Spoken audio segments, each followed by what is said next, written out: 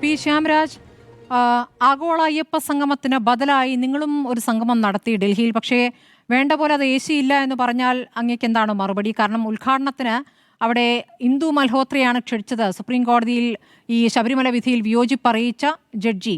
പക്ഷേ അവർ എത്തിയില്ല ഉദ്ഘാടനം ചെയ്യാൻ എന്നുള്ളതാണല്ലോ നമുക്കിപ്പോൾ കിട്ടിയ വിവരം. അതൊരു കാര്യം. നിങ്ങൾ ഇതിനു ബദലായി എന്ന് പറയുമ്പോൾ ആ ഒരു രീതിയിൽ വിപുലമായൊരു പരിപാടി സംഘടിപ്പിക്കണമല്ലോ. അപ്പോൾ നടന്നിട്ടില്ല. മാത്രമല്ല നിങ്ങളുടെ ഭാഗമായി തന്നെ നിൽക്കുന്ന UP മുഖ്യമന്ത്രി ഇവിടെ പരിപാടിക്ക് എല്ലാ ആശംസകളും നേർന്ന സന്ദേശം അയക്കുകയും ചെയ്തു.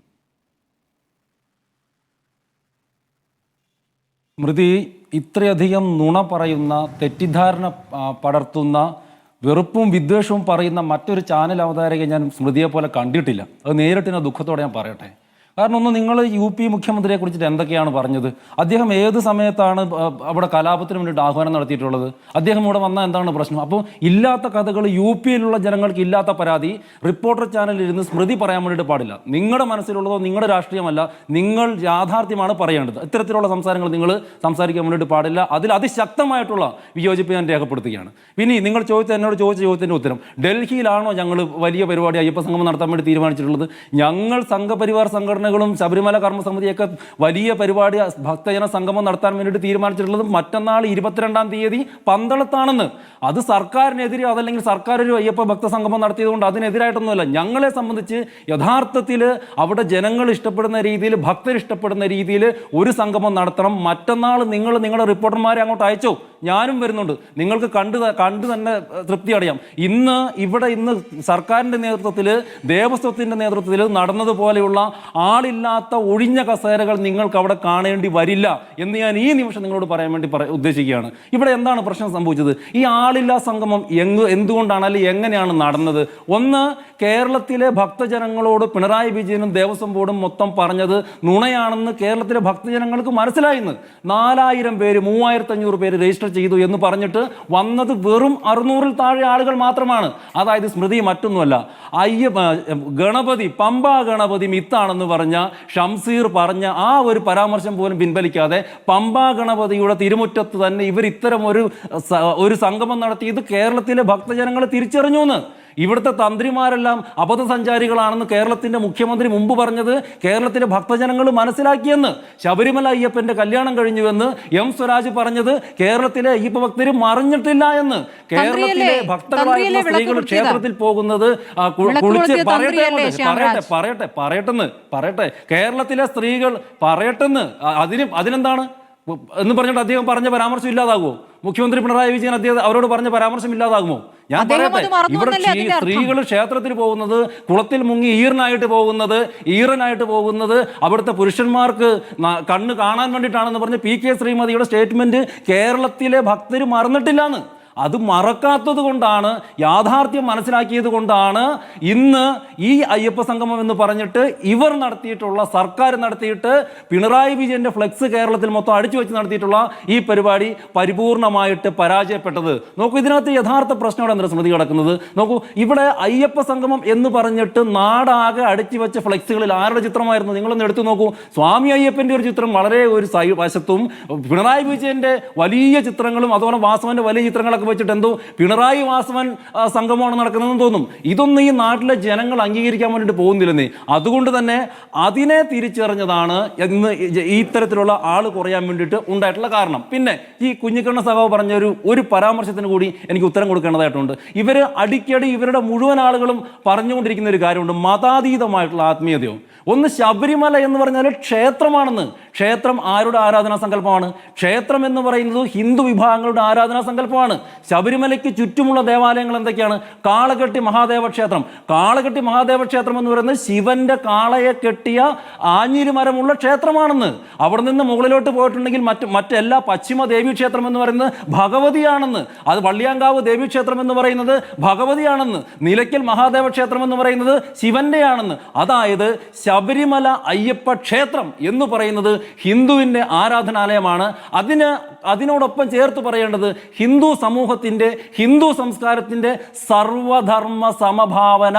ധർമ്മം എന്ന് ഹിന്ദിയിൽ പറഞ്ഞിട്ടുണ്ടെങ്കിൽ മതം എന്നൊക്കെ നമ്മൾ മലയാളത്തിൽ പറയുന്ന അർത്ഥമാണ്. അതായത് എല്ലാ മതങ്ങളെയും എല്ലാ വിശ്വാസങ്ങളെയും ഒരുപോലെ കാണുന്ന ഹിന്ദു സംസ്കാരത്തിന്റെ ഹിന്ദു വിഭാഗങ്ങളുടെ സർവധർമ്മ സമഭാവനയാണ്. അവിടെ എൻ്റെ ചിന്ത മാത്രമാണ്, എൻ്റെ വിശ്വാസം മാത്രമാണ് ശരി എന്ന വാദമില്ല. നിന്റെ വിശ്വാസം തെറ്റാണെന്നുള്ള പരാമർശവുമില്ല. എൻ്റെയും നിന്റേതും അടക്കമുള്ള നമ്മുടെ വിശ്വാസങ്ങൾ ശരിയാണ്. 33 കോടി ദേവതകൾക്ക് അടുത്തേക്ക് ഇനിയും കുറെ കൂടി ദേവതകൾ വന്നാലും അതിലൊന്നും ഒരു പ്രശ്നവുമില്ല. ഇനി നിങ്ങൾ നിരീശ്വരവാദികളാണെങ്കിൽ അതിൽ പോലും പ്രശ്നമില്ല, അതിലൊന്നും സംഭവിക്കാനും പോണില്ല എന്ന് പറയുന്ന സർവധർമ്മ സമഭാവനയാണ് അവിടെയുള്ളത്. അത് ഹിന്ദു സംസ്കാരത്തിന്റെ ഭാഗമാണ്. അല്ലാതെ ഈ കമ്മ്യൂണിസ്റ്റുകൾ പറഞ്ഞു പരത്തുന്നത് പോലെ മതാതീതമൊന്നുമല്ല, മതാധിഷ്ഠിതം തന്നെയാണ്. പക്ഷേ അവിടെ മുഴുവൻ ആളുകൾക്കും വരാൻ വേണ്ടിയിട്ട് സാധിക്കും എന്നുള്ളത് തന്നെയാണ് എനിക്ക് ഇതുമായിട്ട് ബന്ധപ്പെട്ട് പറയാനുള്ളത്. പിന്നെ അവസാനത്തെ ഒരു പോയിന്റോടെ പറഞ്ഞോട്ടെ. ഒന്ന്, ഏകദേശം 7 കോടി രൂപയുടെ ചെലവാണ് ഇവർ അയ്യപ്പ സംഗമത്തിന് പറഞ്ഞിട്ടുള്ളത്. എന്ത് 600 പേർക്ക് വരാൻ വേണ്ടിയിട്ട്. ഈ 620 650 ഈ 620 പേര് വന്നിട്ടുണ്ടെങ്കിൽ ഏകദേശം 1,12,000 രൂപ 1,12,000 രൂപയുടെ ചെലവാണ് ഈ സംഗമത്തിന് വേണ്ടി സംസ്ഥാന സർക്കാർ ചെലവാക്കിയത്. എന്നിട്ട് എന്താ? ഈ ശബരിമലയുമായിട്ട് ബന്ധപ്പെട്ടുള്ള ചർച്ചകൾ നമ്മൾ തുടങ്ങിയിട്ട് കുറേ ദിവസങ്ങളായില്ലേ? ഇവർ ഈ ആഗോള അയ്യപ്പ സംഗമം പ്രഖ്യാപിച്ച അന്ന് മുതൽ നമ്മൾ ചർച്ച ചെയ്തില്ലേ? ആഗോള അയ്യപ്പ സംഗമം ആളില്ല അയ്യപ്പ സംഗമമായിട്ട് സർക്കാർ മാറ്റിയില്ലേ? ഏത് ആഗോളം? എവിടെ നിന്നാണ് ആളുകൾ വന്നത്? ഈ രാജ്യത്തിന് പുറത്തു നിന്ന് വന്ന ഭക്തരെത്ര? ഈ കേരളത്തിനകത്ത് നിന്ന് വന്ന ഭക്തരെത്ര? ശബരിമലയുടെ ഇവരെന്താണ് പറഞ്ഞത്? ശബരിമലയുടെ വികസനത്തെക്കുറിച്ചുകൂടി ചർച്ച ചെയ്യാൻ വേണ്ടിയിട്ട് പോകുന്നത്. ശബരിമലയുടെ ഏത് വികസനത്തെക്കുറിച്ചാണ് ചർച്ച ചെയ്തത്? ശബരിമലയിൽ ഈ സംഗമവുമായിട്ട് ബന്ധപ്പെട്ടിട്ട് എന്ത് മാറ്റമാണ് ഉണ്ടാകാൻ വേണ്ടിയിട്ട് പോകുന്നത്? ഒരു വികസനവും ചർച്ച ചെയ്തിട്ടില്ല. എന്തേ ശബരി റെയിൽപാതയെ കുറിച്ചിട്ട് ഇവർ ചർച്ച ചെയ്യാത്തത്? എന്തേ ക്ഷേത്രത്തിലേക്കുള്ള റോഡുകളെ കുറിച്ചിട്ട് ഇവർ ചർച്ച ചെയ്യാത്തത്? എന്തേ അവിടുത്തെ പൊളിഞ്ഞു കിടക്കുന്ന ടോയ്ലറ്റുകളെ കുറിച്ചിട്ട് ചർച്ച ചെയ്യാത്തത്? ഇത് ചർച്ചയും നടന്നിട്ടില്ല. ഇത് വരാൻ വേണ്ടിയിട്ട് പോകുന്ന തദ്ദേശ സ്വയംഭരണ സ്ഥാപനങ്ങളിലേക്കുള്ള തെരഞ്ഞെടുപ്പിൽ ഹിന്ദു സമൂഹത്തിൽ നിന്ന് ഈ പിണറായി വിജയന് സർക്കാരിനുണ്ടായിട്ടുള്ള തിരിച്ചടിയിൽ ഭയന്ന് നടത്തിയിട്ടുള്ള തട്ടിക്കൂട്ട് പരിപാടിയാണ്. ആ തട്ടിക്കൂട്ട് പരിപാടി കേരളത്തിലെ ഭക്തജനങ്ങൾ തിരിച്ചറിഞ്ഞത് കൊണ്ട് തന്നെയാണ് ഇന്ന് 4000-ഉം 5000-ഉം ഒക്കെ 6000-ആയിട്ട് പോയത്. നിങ്ങൾ ചോദിച്ച ചോദ്യത്തിൻ്റെ ഉത്തരം മറ്റന്നാൾ 22-ാം തീയതി നമുക്ക് കാണാം. അവിടെ യഥാർത്ഥ ഭക്തർ എങ്ങനെയാണ് വരുന്നത്, എങ്ങനെയാണ് സംഗമം നടത്തുന്നത് എന്നൊക്കെ നമുക്ക് കാണാൻ വേണ്ടി സാധിക്കും. ഒരു കാര്യം കൂടി പറയട്ടെ. ഇവിടെ കുഞ്ഞിക്കണ്ണൻ സഖാവ് പറഞ്ഞ മറ്റൊരു കാര്യം എന്ന് പറയുന്നത് ധാരാളം ആളുകൾ വന്നു രജിസ്റ്റർ ചെയ്തിട്ടുള്ള ഒരു കൗണ്ടറിലെ പേപ്പർ എടുത്തുന്നതാണ്. റിപ്പോർട്ടർ അടക്കമുള്ള ചാനലുകളുടെ ക്യാമറ അവിടെ ഉണ്ടായിരുന്നില്ലേ? കേരളത്തിലെ മുഴുവൻ മാധ്യമങ്ങളും റിപ്പോർട്ട് ചെയ്തല്ലോ. കേരളത്തിലെ മുഴുവൻ മാധ്യമങ്ങൾക്ക് മുമ്പിലും ആ ഒഴിഞ്ഞു കിടന്ന കസേരകൾ തന്നെയല്ലേ കണ്ടിട്ടുള്ളൂ. അപ്പോൾ ഇതാണ് പറയുന്നത്. ഇത്തരത്തിൽ ഈ ഒരു പരിപാടി പൊളിഞ്ഞ് പാളിസായി കഴിഞ്ഞപ്പോഴത്തേക്ക് ഈ ന്യായങ്ങളുമായിട്ട് വരരുത്. നിങ്ങളെ കൊണ്ട് പറ്റൂല. നിങ്ങൾ ആദ്യം ശ്രീകൃഷ്ണ ജയന്തി നടത്താൻ വേണ്ടി ശ്രമിച്ചു, അത് പൊളിഞ്ഞുപോയി. നിങ്ങൾ രാമായണം ആദ്യം എതിർത്തു. ശ്രീകൃഷ്ണ ജയന്തി നിങ്ങൾ ആദ്യം എതിർത്തു. കേരളത്തിലെ ഹിന്ദു ജനങ്ങൾ മൊത്തം ശ്രീകൃഷ്ണ ജയന്തിക്ക് ഒപ്പം വന്ന് നിന്നപ്പോൾ നിങ്ങൾ നടത്താൻ നോക്കി, അത് പൊളിഞ്ഞു. രാമായണ മാസാചരണത്തെ നിങ്ങൾ ആദ്യം എതിർത്തു. അതിനെ നിങ്ങൾ പിന്നീട് ജനങ്ങൾ വരുന്നു എന്ന് കണ്ടപ്പോഴത്തേക്ക് നിങ്ങൾ അത് നടത്താൻ വേണ്ടിയിട്ട് നോക്കി. ഇപ്പതാ ശബരിമല ഭക്തജന സംഗമം നടത്താൻ വേണ്ടിയിട്ട് നോക്കി. അതും പരിപൂർണമായിട്ട് ജനങ്ങളുടെ ഭക്തരുടെ ഇടത് സർക്കാർ ഭരിക്കുമ്പോൾ ശബരിമലയിൽ വികസനം വേണ്ടേ? പറ്റൂല. വികസനം വേണം. വികസനമാണ് വേണ്ടത്. അതാണ് ഞാൻ ചോദിച്ചത് സ്മൃതി. വികസനത്തെക്കുറിച്ച് ചർച്ച വേണ്ടേ? എന്ത് വികസനത്തെക്കുറിച്ചുള്ള എന്ത് ചർച്ചയാണ് നടന്നത്? ഇവർ ജനങ്ങളോട് പറയട്ടെ. നിങ്ങളോട് മാധ്യമങ്ങളോട് ദേവസ്വം ബോർഡ് വിശദീകരിക്കട്ടെ, മുഖ്യമന്ത്രി വിശദീകരിക്കട്ടെ. അതല്ലേ ഈ 600 ഈ 3500 എല്ലാ ക്യാമറകളും അവിടെ ഉണ്ടായിരുന്നു. ഓരോരുത്തരും പ്രസംഗിച്ചത് കണ്ടതാണ്. അത് മാത്രമല്ല, ഒരു സമിതിയെ രൂപീകരിച്ച് 18 സമിതി രൂപീകരിച്ചിട്ടുണ്ട്. ആ സമിതി നിർദ്ദേശങ്ങൾ മുന്നോട്ട് വെക്കും, അതിനനുസരിച്ച് മുന്നോട്ട് പോകും. എത്ര കോടിയുടെ വികസനം ഇതിനകം നടപ്പാക്കി, ഇനി എത്ര കോടികൾ ചെയ്യാനുണ്ട്, അതിൽ കേന്ദ്രം എത്രത്തോളം സഹകരിക്കേണ്ടതുണ്ട്, ഇതൊക്കെയൊന്നും മുഖ്യമന്ത്രിയുടെ പ്രസംഗത്തിൽ ഉണ്ടായിരുന്നല്ലോ. എന്തു പറഞ്ഞു? അതിനാണ് ഈ ആളുകളെ മൊത്തം വിളിച്ചുകൊണ്ടുവന്നത്. നിങ്ങൾ ഭരിക്കുന്ന സംസ്ഥാനങ്ങളിലെ മുഖ്യമന്ത്രിമാരെ അടക്കം ക്ഷണിച്ചതാണോ പ്രശ്നം? ഇപ്പോ എന്താണ് പ്രശ്നം? എന്താണ് വന്നോട്ടെന്ന് ഞാൻ പറഞ്ഞല്ലോ. ഞങ്ങൾ തുടക്കം മുതൽ ഈ അയ്യപ്പ സംഗമത്തിനോടല്ല ഞങ്ങളുടെ പ്രശ്നം. ഞങ്ങൾ പറഞ്ഞത് ഇതിന്റെ ഉദ്ദേശശുദ്ധിയാണ്. എന്തുകൊണ്ട് ഇത്തരത്തിലുള്ള തെരഞ്ഞെടുപ്പ് മുന്നിൽ കണ്ട് നിങ്ങൾക്ക് അയോധ്യ ക്ഷേത്രം പണിയാമെങ്കിൽ തെരഞ്ഞെടുപ്പ് മുന്നിൽ കണ്ട് ആഗോള അയ്യപ്പ സംഗമം ഇടത് സർക്കാരും നടത്താമെന്നേ.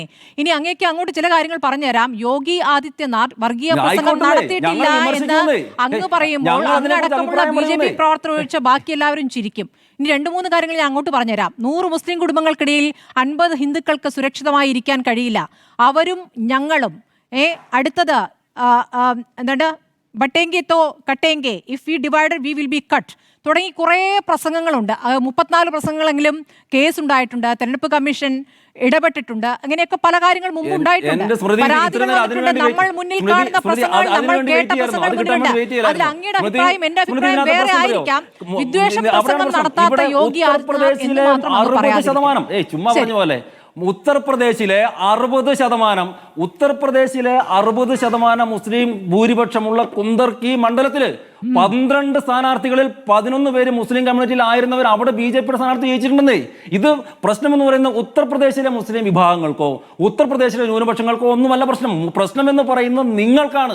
കേരളത്തിലെ ചില മാധ്യമ പ്രവർത്തകർക്കും കേരളത്തിലെ കമ്മ്യൂണിസ്റ്റുകൾക്കും കോൺഗ്രസ്സുകാർക്കാണ് ഇതിനകത്ത് ചില പ്രശ്നങ്ങൾ എന്ന് പറയുന്നത്. അവിടെ BJP വീണ്ടും ജയിച്ചുകൊണ്ടേയിരിക്കുന്നു. അവിടുത്തെ ക്രമസമാധാന നില വലിയ രീതിയിൽ ഉയർന്നുകൊണ്ടിരിക്കുന്നു. അവിടെ സ്ത്രീകൾക്ക് ഇറങ്ങി നടക്കാൻ വേണ്ടി പറ്റും. ഉരുണ്ടു പോവുകയായിരിക്കും. ശരി, സജീവനിലേക്ക് പോട്ടെ. ശരി, പരിശോധിക്കുകയും രാജ്യം കാണുകയൊക്കെ ചെയ്ത യാഥാർത്ഥ്യങ്ങളാണ് ശ്രീ ശ്യാംരാജ്. നിങ്ങൾ വാ സ്മൃതി, ക്യാമറയുമായിട്ട് വാ. ക്യാമറയൊക്കെ എന്തൊക്കെ കണ്ടിരിക്കുന്നു? ക്യാമറയുടെ രാജ്യം പലതും കണ്ടു കഴിഞ്ഞതല്ലേ? എന്നിട്ട് പറയും ക്യാമറയിൽ തന്നെയാണല്ലോ പ്രസംഗങ്ങൾ എടുത്തിട്ടുള്ളത്, ഒപ്പിയെടുത്തിട്ടുള്ളത്. സെലക്റ്റീവ് അല്ല, ഒപ്പിയെടുത്ത പ്രസംഗങ്ങൾ രാജ്യം കണ്ടിട്ടുള്ളതാണ്. നിങ്ങൾ ഒപ്പിയെടുത്തു.